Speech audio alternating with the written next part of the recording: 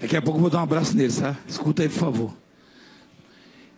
Que deu o seu Filho unigênito. O que é unigênito? É único. Para que todo aquele que nele crê não pereça, mas tenha vida eterna. Escuta esse pedacinho aí, eu estou pregando a palavra, respeita a palavra, por favor. Porque Deus amou o mundo de tal maneira que deu o quê? O seu Filho único, seu Filho único, ou seu único Filho. Para que todo aquele que nele crê não pereça, não sofra, mas tenha a vida eterna. Quer dizer, não existe uma religião no mundo credenciada a salvar. Porque o que salva é crer naquele que foi enviado por Deus, Jesus Cristo, seu Filho. Nem uma placa de igreja, nem um bispo, nem um apóstolo. Não. O sujeito pode ser bonzinho, pode ser um santinho. Aquele de pendurar na parede. Que só quem está credenciado a salvar é Jesus Cristo, é o nome dele. Ele é o autor da vida, da salvação. Amém, pessoal? Mas eu quero falar do amor de Deus. Eu e você estamos sujeitos nesse mundo há muitas adversidades, há muitos problemas, sabe? O mundo é cheio de problemas. O mundo tem problemas demais, problemas financeiros, problemas de saúde, espirituais, muitos problemas. Vocês estão ouvindo a pregação? Ô tia, chama ela aí, minha filha. Você está ouvindo a pregação do apóstolo? Eu quero saber se você está ouvindo a pregação, tia. Dá licença na frente dela, deixa ela. Você está me ouvindo? Eu posso perguntar, você vai responder? Eu sou enjoado, já falei. Eu vou perguntar ao vivo aqui. O que eu falei? Se eu ouvir alguém conversando, eu vou perguntar para ele o que eu estou pregando. Pode ser juiz, pode ser o governador, a presidente mandou um alô para mim. Quem viu na televisão? O pastor Valdemiro está fazendo enfiaçório. Quem ouviu? A Dilma, um beijo, irmão. Deus abençoe a presidente. Eu agradeço imensamente, ela falou. Então, o que acontece? É que a gente dorme, a gente deita e não sabe o que espera no outro dia. E às vezes somos surpreendidos. Somos pegos de surpresa com notícias que abalam, notícias que nos fazem tremer, terríveis. Eu vou ser sincero para você, eu às vezes eu dou uma olhada para meus telefones assim do lado de manhã, quando eu abro já estão lá as mensagens. É um bispo da África, ou dos Estados Unidos, ou de Portugal, ou aqui do Brasil. E as notícias são: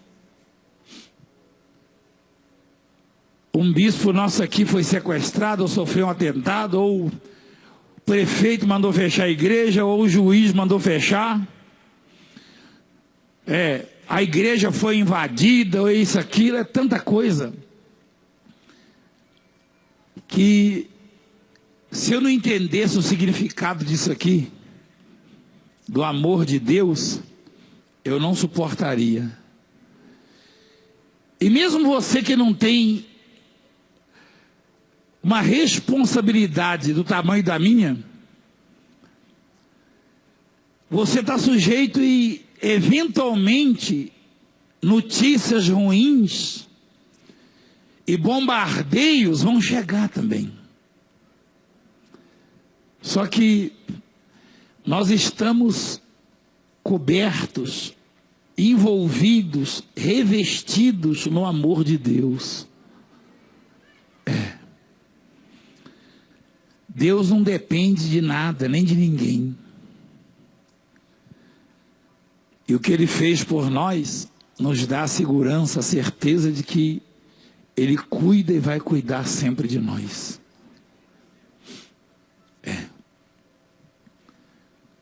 Porque Deus amou o mundo de tal maneira que deu o seu único filho.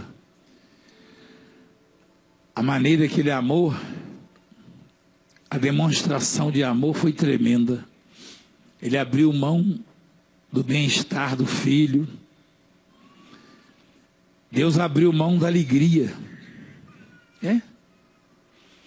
O prazer que Ele tinha de ter o filho ao lado dele, Ele abriu mão de tudo isso.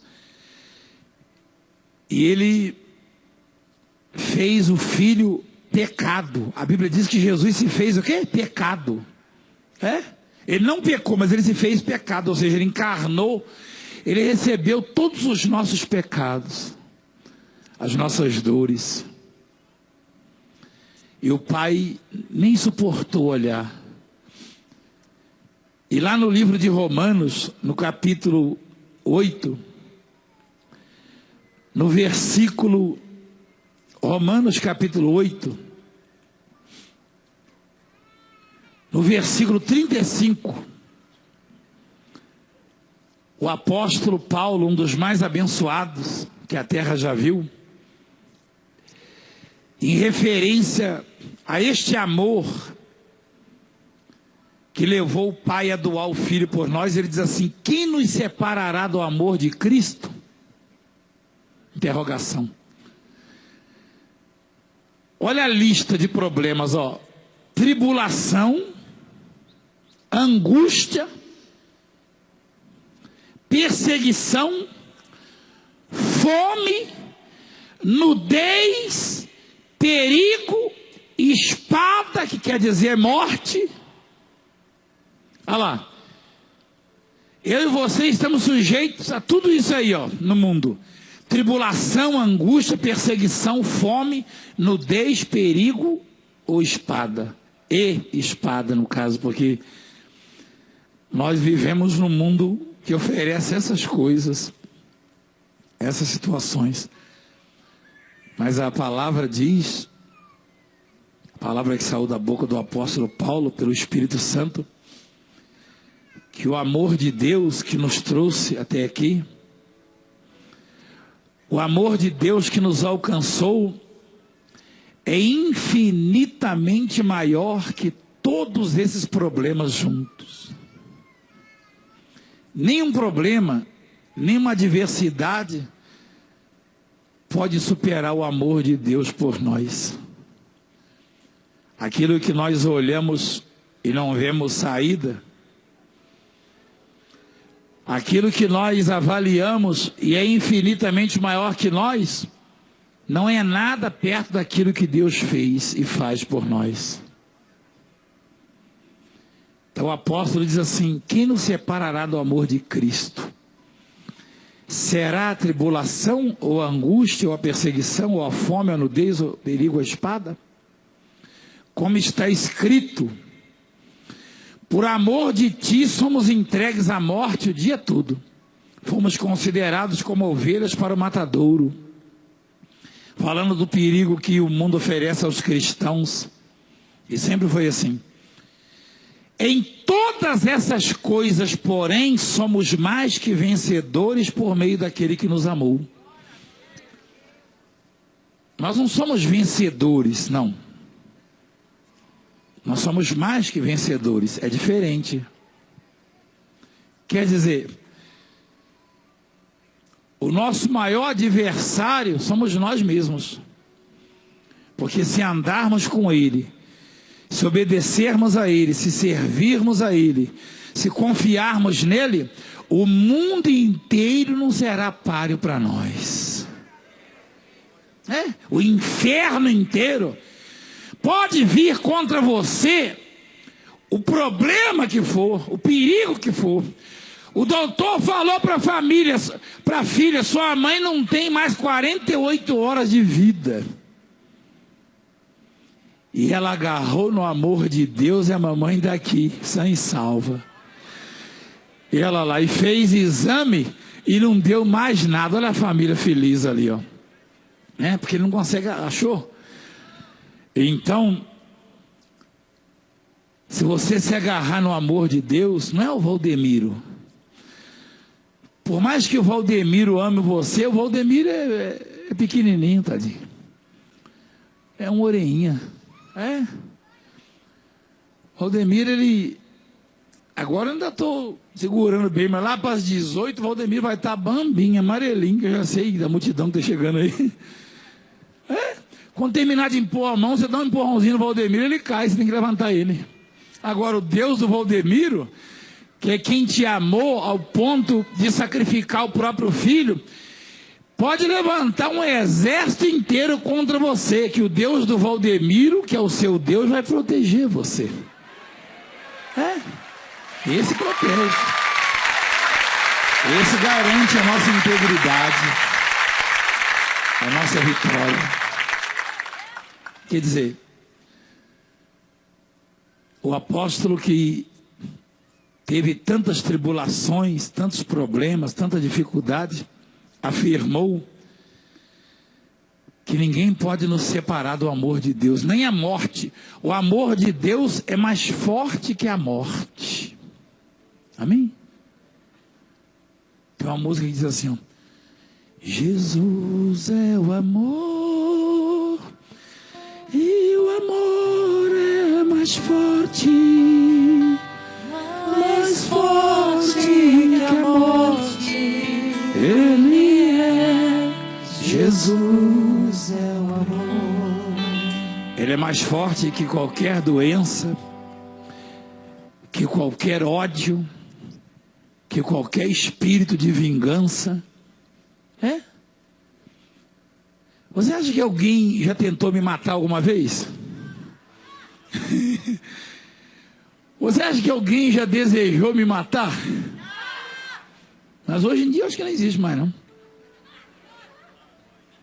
Será? Eu estou envolvido no amor de Deus. Ou seja, eu só dependo de Deus. Você entende isso? Né? Se você está revestido do amor de Deus, você só depende dele. Porque esse não falha. Não falha. Então, nem a perseguição,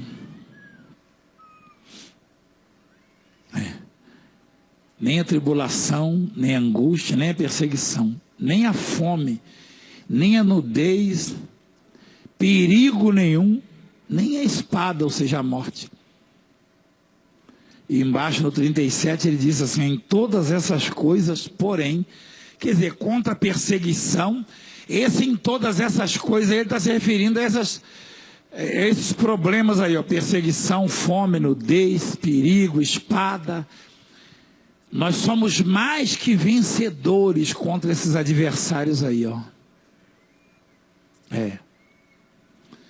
O versículo 38 ele diz assim, porque estou bem certo de que nem a morte, nem a vida, nem os anjos, nem os principados, nem as coisas do presente, nem do porvir, nem os poderes, nem os poderes, nem altura, nem profundidade, nem qualquer outra criatura poderá separar-nos do amor de Deus que está em Cristo Jesus, nosso Senhor. Ninguém. Nada.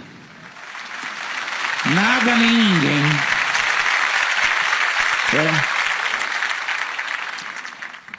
Às vezes uma pessoa, alguém resolve perseguir a obra e na ignorância, né? Ignorância espiritual, afirma que vai fazer isso, fazer aquilo outro contra a igreja. Hoje eu citei uma passagem quando uma grande autoridade chegou para Jesus e falou assim, Jesus estava sendo julgado, falou, você não sabe que eu tenho poder para te dar liberdade ou para te crucificar? Olha lá, Presta atenção, por favor, na palavra. Então Pilatos o advertiu: não me respondes? Não sabes que tenho autoridade para te soltar e autoridade para te crucificar? Jesus respondeu: nenhuma autoridade teria sobre mim se de cima não te fosse dada. De cima onde? De cima onde? Do céu. Sabe o que ele quis dizer? Que todas as autoridades são constituídas por Deus. Amém? Às vezes elas próprias não sabem disso. Você sabia? São poucas as autoridades no mundo que sabem disso, que têm conhecimento disso. Tem homens investidos, homens e mulheres investidos de poder, de tão grande poder, e não percebe que veio de Deus o poder, que veio do céu. Mas o Deus que dá, Ele tira, é a hora que Ele quer. Ele dá e Ele tira. Porque lá em 1 Crônicas, capítulo 29, diz que o poder é dele, a riqueza é dele, a glória é dele, a honra é dele. Quando alguém é honrado, olha lá, teu Senhor, é o poder. De quem é o poder? Então o Pilatos falou: você não sabe que eu tenho poder para decidir se você vai morrer ou não? Jesus olhou para ele, coitadinho. Ele não sabia com quem estava falando, não. Ele não sabia que Jesus ia ter que morrer, passar por isso, por minha causa, por sua causa. E por causa dele também. Ele não sabia que Jesus só estava se submetendo àquela situação ali constrangedora por causa da humanidade, que ele teria que resgatar a humanidade. Pilatos não sabia disso. Do contrário,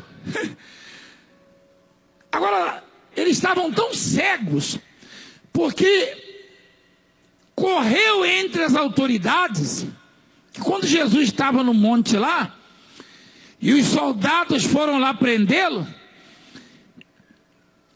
Jesus, então, o Simão, o Pedro, que era um dos seguranças de Jesus, não tinha virado discípulo ainda não, meteu a espada na orelha do soldado e cortou. Quem conhece a passagem? Jesus mandou ele pegar e botou de novo. O que aconteceu? Como é que alguém que pega uma orelha decepada coloca no lugar, assim como quem está colando com essas colas aí super bond? Como é que alguém que faz isso vai submeter algum homem? Da outra vez falaram assim: aquele tal de Lázaro ressuscitou, nós temos que matar ele de novo. Quer dizer, fazer ele morrer de novo. Só estando cego, porque quem tirou ele do túmulo podre poderia ressuscitá-lo de novo. Quem mexe com essa obra vê tudo isso aqui, sabe que se o Deus dessa obra se zangar, não fica um perseguidor para contar a história. Mas é cego, não enxerga o poder e muito menos o amor de Deus. Não enxerga. Não enxerga. O sujeito não sabe que o Deus que cura o canceroso, se quiser, pode botar um câncer e matar? Ou pode dar um olhar para o sujeito e ele morrer? Mas não enxerga. É cego, é ignorante. Jesus falou: nenhum poder teria sobre mim se de cima não te fosse dado. Tradução: Jesus disse: quem dá o poder a vocês sou eu. Ele falou: eu dou e eu tiro, o poder é meu. Ele disse, está lá, ele dá para quem ele quer, está lá. Está lá em 1 Crônicas: teu Senhor é o poder. Olha lá.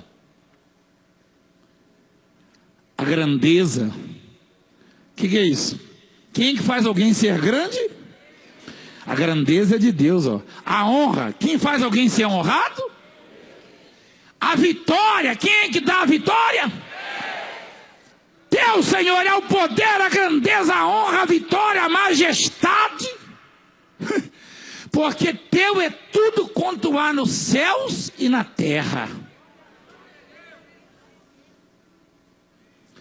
Tudo que existe no céu e na terra pertence a quem? Ninguém é dono de nada, não. É tão difícil convencer as pessoas disso. Tão difícil. É muito difícil. Até bispos, pastores, obreiros. Você não tem nem ideia do trabalho que eu tenho com bispos e pastores. Você não tem ideia. Eles escutam isso, eles veem tudo isso, eles participam disso. E depois se esquecem.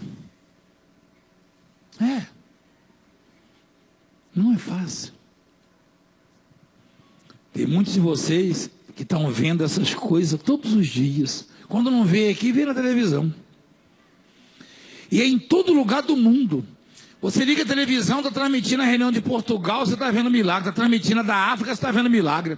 Está transmitindo a dos Estados Unidos, está vendo milagre. A de Minas Gerais, está vendo milagre. A de São Paulo, está vendo milagre. E está ouvindo a palavra de Deus. E quando Satanás investe contra você, parece que dá um branco. E você se esquece que o amor de Deus está acima de tudo isso. Se abala, se desespera, se perde. Então o homem de Deus, o Espírito Santo falou na boca dele: quem nos separará do amor de Cristo? Ninguém. Ele está dizendo, o profeta ali está dizendo, o Beato Salu, quem nos separará do amor de Cristo? Só pode ser o Beato Salu, que a Bíblia afirma que ninguém pode nos separar do amor de Cristo. Ninguém. Ninguém. Se a morte não nos separa, como é que a cegueira vai separar? Ele profetizou errado. Se a morte, que é pior que a cegueira, não pode separar, como é que a cegueira vai separar? Eu estou falando do amor de Cristo, não estou falando do amor de homem. Mas e quando a pessoa se afasta? Aí não foi o amor de Cristo, é o amor dela que esfriou. Então o seu amor, problema pode separar, mas o amor de Cristo ninguém pode separar. Porque o seu amor pode esfriar, porque o amor de Deus continua fervendo, continua acesa a chama. Amém, gente? Você quer a tradução disso e o resumo? A palavra está dizendo que o amor do apóstolo, do bispo, da bispa, de quem quer que seja, pode esfriar o seu amor, mas o amor de Deus continua ardendo por você. Ardendo por você, queimando por você. Ele está dizendo que se ainda hoje você decidir, ainda hoje a sua vida será transformada. É isso que ele está dizendo. Ninguém pode separar. Uma coisa é o nosso amor, que oscila. É igual o clima, o tempo. O amor do homem é assim, do ser humano. Se os ventos são favoráveis, está em alta. Mas alguma coisa contra. Engraçado, eu gostava muito de fulano. Gostava por quê? Deus gostava e continua gostando. Deus amava e continua amando, porque o amor de Deus ninguém pode esfriar. Ninguém. Por isso que o homem tem dificuldade para perdoar. Quando alguém erra, e se o erro foi grave, a dificuldade é muito grande, que aparece de juiz julgando e condenando, dando sentença. E tem gente que quer até impedir Deus de perdoar, não impede porque não pode. É só você ver na Bíblia, eu mostro na Bíblia para você. A cidade de Nínive pecou gravemente contra Deus, e Deus resolveu perdoar aquela cidade e salvá-la. Aí chamou um profeta, o Jonas, vai lá em Nínive e prega, que se eles não se arrependerem, vão ser destruídos. Mas se arrependerem, serão salvos. Aí o Jonas falou, eu não posso ir lá, porque senão Deus é misericordioso demais e vai salvar aquele povo. Ué, que profeta orelhudo é esse, rapaz? Olha lá. Deus falou para o Jonas, você vai lá e prega que eles vão se arrepender. O Jonas falou, não, eu vou para outro lugar. Acho que ele pensou assim, Deus não está vendo, mesmo quando entrar, eu vou pegar o navio para outra cidade. O navio, ó. E a água passa por cima do navio, todo mundo agitado, meu Deus, tem alguém errado aqui, rapaz. Aí o Jonas não teve jeito, lançaram sorte e caiu no Jonas. A humanidade já gostava de um joguinho naquela época. Ah, é você, né? O que você está fazendo, rapaz? Ele falou, Deus me mandou para Nínive. Mas eu desviei, porque se eu for lá e pregar, vai que aquele povo se arrepende e Deus vai salvá-lo. Como se ele pudesse se meter com isso aí. Como se o reino não fosse de Deus. Tem ser humano que é assim. Tem até, não, eu não vou orar por fulano, senão Deus vai acabar só abençoando fulano. Oi? Eu não vou orar, senão Deus vai perdoar ele. Entendeu? O Jonas não queria, não. O homem é terrível. Como se todo mundo não carecesse de perdão e da misericórdia de Deus. Só faltava essa. Então o Jonas não foi para Nínive. Aí o que aconteceu? Ele escolheu, ele não foi para onde Deus mandou, ele foi para onde? Não é baleia, não. É um peixe. Baleia só come peixinho, coisinha pequena, sabia não? Tubarão. Eu não sei que peixe que é, mas que o peixe era muito grande, era. Mas tem uma lição tão extraordinária nisso aí. O sujeito estava lá no ventre do peixe. E é óbvio que ele não pôde dobrar os joelhos numa mesinha, num sofá, né? Pegar a Bíblia. Mas lá dentro, só em pensamento, ele clamou, ele gritou, ele fala, em pensamento. Deus ouviu ele lá do ventre do peixe, deu ordem ao peixe, vai lá e vomita ele na praia. Aí o outro gritou, a cegueira. Nem o ventre do peixe, nem o ácido do ventre do peixe pôde tocar em Jonas, porque ele se arrependeu, ele se lembrou do amor. Agora interessante, né? Aquela misericórdia, aquele amor, que ele não quis levar para os ninivitas lá, serviu para ele depois. Imagina se Deus não fosse longânimo, se Deus não fosse misericordioso, se Deus não perdoasse, ele ia bater no ventre do peixe, 3 horas depois já ia começar a digestão do sujeito. Deus deu ordem, anulou o poder do ácido que digere o alimento do peixe, e é terrível. É terrível. Eu me lembro muito bem lá no Pernambuco, eu estava pescando com lambari. Eu estava pescando com uma isca viva, piabinho, lambari. Aí o tucunaré engoliu o lambari, e eu tirei o tucunaré, larguei dentro de um balde com água. Quando eu cheguei em casa, eu fui limpar, tratar, como fala no Nordeste, para bispo fritar. O lambari que ele engoliu ali, umas 3 horas depois, já estava podre dentro dele. O ácido é terrível. E o Jonas ficou 3 dias, não foi? 3 dias. O peixe ficou 3 dias sem comer. Comeu o Jonas, ficou cheio. É má digestão que fala? Chega aquele peixão e fala, não tem um antiácido, né? O Jonas estava lá, desesperado. Em pensamento ele gritou, só no pensamento. Gente, é extraordinária a revelação da palavra. Olha quanta gente tem no mundo. Deus é tão poderoso que ele conhece o pensamento de toda a humanidade ao mesmo tempo. Se não fosse assim, imagina se ele não descobre que o Jonas está lá dentro, hein? Ele falou para o peixe, vai lá e vomita ele. O peixe jogou o Jonas, que era rebelde, que ele desobedeceu. O peixe voltou aliviado, sabia, né? Agora já posso comer um xaré, um negócio aí, entendeu? Uma barracuda, alguma coisa aí, porque o negócio... Rapaz, vou te contar, rapaz. O sujeito desobedeceu, mas depois se arrependeu. Quer dizer, era meio rebelde, deu um pouco de trabalho. Mas é assim o homem. Mas Deus está dizendo para nós que se nos submetermos a Ele e entendermos o amor dEle, não haverá adversário para nós. Não haverá. Quem entende a palavra de Deus? Vamos orar. Fica de pé, por favor.